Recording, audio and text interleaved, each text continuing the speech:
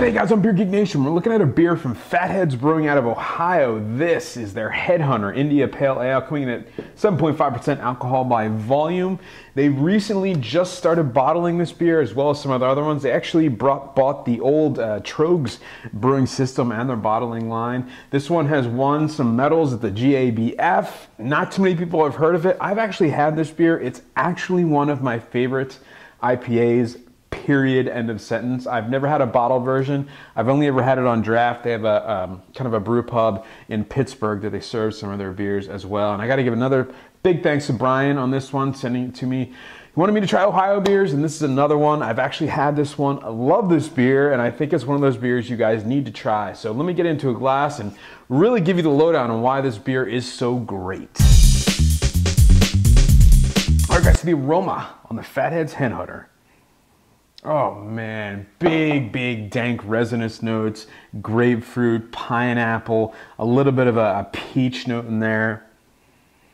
Just a big, super dry kind of hop oil layer that just kind of hangs out in the middle of this one. A very slight kind of breadiness from the malt, but just a big dank resinous smelling beer. All right, guys, so the taste on the Headhunter IPA. Cheers. Oh, man. Right at the front of the tongue, it's just a hop explosion. Grapefruit. You got the West Coast elements. There's those middle of the country kind of sweet tropical elements. There's a nice breadiness to it, massive bitterness, massive dankness, pineapple. Overly ripe mango. I mean, just absolutely screaming big tropical fruits. I don't even know, overly ripe mango, it's just sweet pineapple, lots of grapefruit. It's like a grapefruit with like a ton of sugar on it.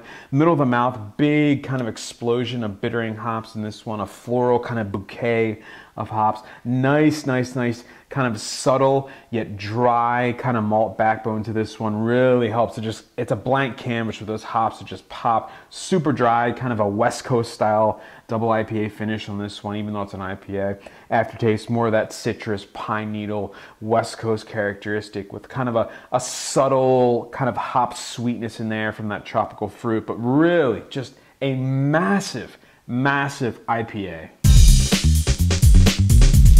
All right, guys, so the final verdict on the Fatheads Headhunter IPA, 7.5%, available year-round, and yes, they do bottle date their bottles. Guys, I have got to give this one an A+. In my book, this is one of my top IPAs, and it's one of those ones, it gets a lot of recognition, but not too many people are going crazy for it, and I really think they should. I would easily put this beer against Pliny the Elder, put this beer against Heady Topper, and it's going to hold its own. Getting an A+ from me, an absolute world-class beer and a must-try. And remember, folks, life's too short. Drink amazing beers. Cheers.